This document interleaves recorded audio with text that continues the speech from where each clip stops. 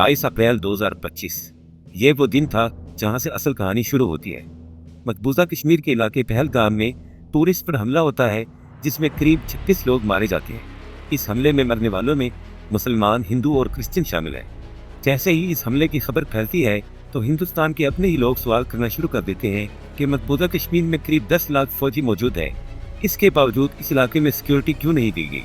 जहां हमला हुआ वहां से तकरीबन 6 किलोमीटर के फासले पर फौजी कैंप भी मौजूद है, जिससे ये साफ मालूम होता है कि हमले की आड़ में मकसद कुछ और है। वहाँ पर 200 बंदे थे, तब वहाँ पर क्यों नहीं आर्मी थी? क्यों नहीं थी? वो कहाँ गई? 27 लोगों की जान गई, वहाँ पे सिक्योरिटी क्यों नहीं थी? इधर पूरी नीचे पूरे आर्मी का बेस है, मुझे पता ही नहीं है। चक्के नाकों पर आप हर जगह आपको मिलिट्री दिखेगी। बॉर्डर पे हैं तो कहाँ से आए? जहाँ तक पहुँचे हैं तो वापस कहाँ गए? सिक्योरिटी लैब्स है। छोटा सा इलाका है, 7 लाख फौज है, वो कहाँ है? हमेशा की तरह इंडिया ने बगैर किसी सबूत और इन्वेस्टिगेशन के इल्जाम पाकिस्तान पर लगाते हुए सिंध तास मुआहदा खत्म कर दिया और साथ ही साथ पाकिस्तान पर फॉल्स फ्लैग ऑपरेशन का इशारा भी दे दिया।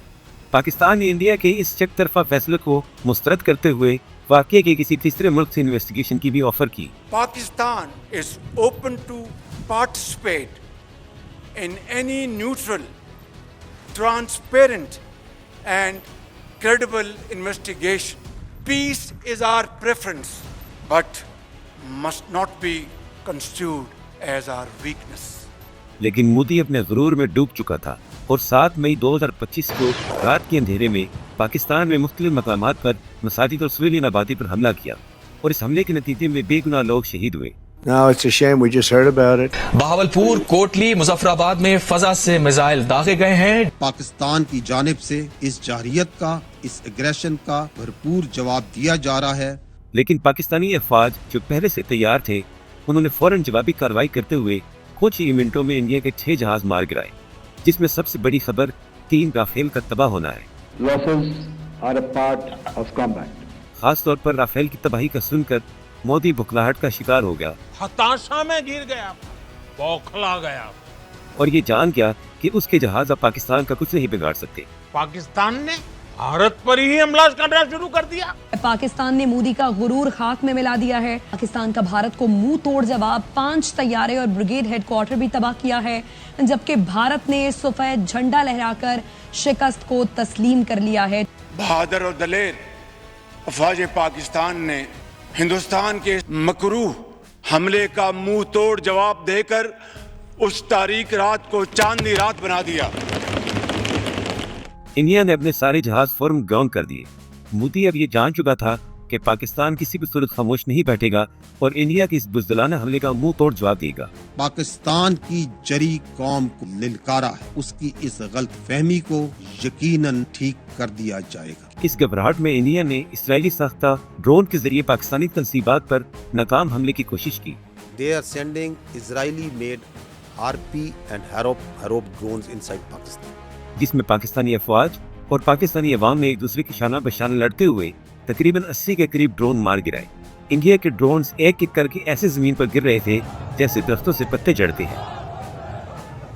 So these drones that have been shot, we are collecting the debris from all over Pakistan, and these are our war trophies that we will rub on their faces. On the night of 6th and 7th, we asked them to pick up the debris from their side. This time, this service we are doing for them. Modi अपनी जिल्लत को बर्दाश्त नहीं कर पा रहा था और उसने फिर चाणक्य की फिलॉसफी झूठ इतना फैलाओ कि सच लगने लगे पर अमल करते हुए अपनी गोदी मीडिया को लॉन्च किया। Pakistan prime ministers residence, Pakistan के JF-17 फाइटर जेट को भारत के आकाश मिसाइल सिस्टम ने मार गिराया है। The JF-17s, perhaps 2 of them have been shot down. We are also told one F-16 has been shot down. That's a huge loss for Pakistan. One Pakistani fighter jet pilot has also been detained, is the latest information that we have. There is a coup against the army chief Asim Munir. Karachi बंदरगाह पर भारी तबाही हुई है। 10 army अंदर घुस गई है पाकिस्तान में। They live in their own cocoons, in their own bubble, in which they believe every lie that is fed to them. India has become a disinformation, misinformation churning machine, and the only thing that can counter this is fact and reality. और India की आवाम ने अपने ही media की खूब तुरकत बनाई। खबर है वो झूठी खबर है जिसमें वो चाटुकारिता करते हैं, वो वाली खबर है, मतलब बहुत गलत है। इंटरनेशनल कम्युनिटी में जो हमारी बेइज्जती हुई, जब हमारे न्यूज चैनल पे अनवेरिफाइड इंफॉर्मेशन जलाई कर कहाँ तुम पहुँच गए थे, कब्जा हमने कर लिया था, झंडा हमारा तिरंगा फहरा दिया गया था और अगले दिन सवेरे होता था मीडिया बन गया हमारा माफी वीर, मीडिया बन गया हमारा माफी वीर। We don't need Indian, this stupid, this shameful media to tell us that they themselves are embarrassed that what they are doing. 7 मई से लेकर 9 तारीख तक इंडिया का काफी नुकसान हो चुका था। उसकी अपनी ही अवाम उसे जलील कर रही थी और जबकि दूसरी तरफ पाकिस्तान अभी तक डिफेंसिव मोड में था। पाकिस्तानी अफवाज और अवाम जंग के लिए मुकम्मल तैयार थे और एक दूसरे के शाना बशाना अपने मुल्क की हिफाजत के लिए मौजूद थे और दूसरी तरफ पाकिस्तानी हुकूमत भी सफारती महाज पर एक्टिव थी।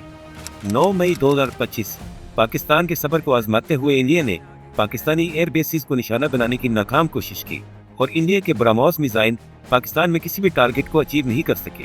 इंडिया की इस हरकत से पाकिस्तान के सबर का पैमाना लबरेज हो गया और फिर पाकिस्तान ने ऑपरेशन बनियानुल मरसूस यानी सीसा पिलाई हुई दीवार शुरू किया। ना हम तुम्हारी ताकत, ना तुम्हारी मकारी और तुम्हारी जारियत से मरूब होने वाली कौम है। Now you just wait for our response.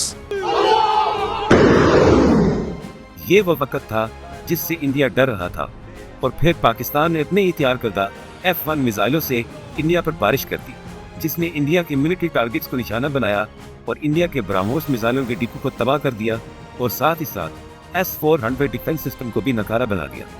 Bharat को ये पंगा लेना बहुत महंगा पड़ा है। पाकिस्तान ने जवाबी वार में एयरबेस उधमपुर को तबाह कर दिया है, ब्रह्मोस मिसाइल स्टोरेज साइट तबाह कर दिया है, पठानकोट में एयरफील्ड को तबाह कर दिया गया है, भारत का ब्रिगेड हेडक्वार्टर केजी टॉप तबाह कर दिया, उड़ी में भारत के सप्लाई डिपो को भी मलिया मेट कर दिया है। जो हमारे हैकर्स लड़े हैं 70% बिजली का निजाम हैक कर लिया आपने, वहाँ की जो मेन वेबसाइट्स हैं वो हैक कर ली। पाकिस्तान का दिन के उजाले में दुश्मन को मुंह तोड़ जवाब, पाक फौज की हिकमत अमली और मुंह तोड़ जवाब से हर पाकिस्तानी खुशी से निहाल है। पाकिस्तानियों के जश्न जारी है कि उसको हमारी अफवाज का पता नहीं चला कि हमारे पास स्किल्स और टेक्नोलॉजी क्या है। अफवाज पाकिस्तान की कामयाबी के साथ साथ पूरी पाकिस्तानी कौम की फतह है। ये वो वक्त था जब इंडिया पाकिस्तानी जवाब को बर्दाश्त नहीं कर पाया कि वे तनाव वृद्धि नहीं चाहते।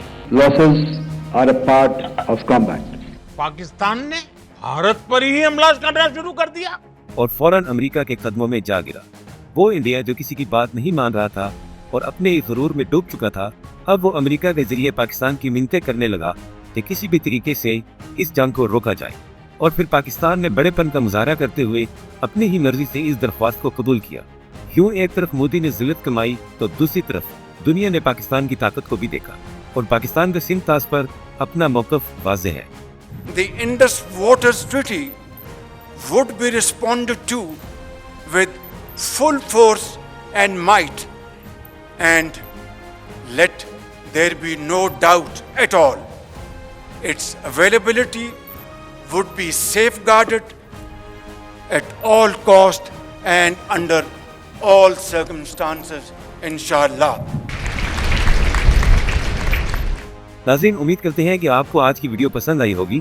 आपसे गुजारिश है कि हमारे चैनल को जरूर सब्सक्राइब करें ताकि हमारी आइंदा आने वाली वीडियोस आप तक पहुंच सकें।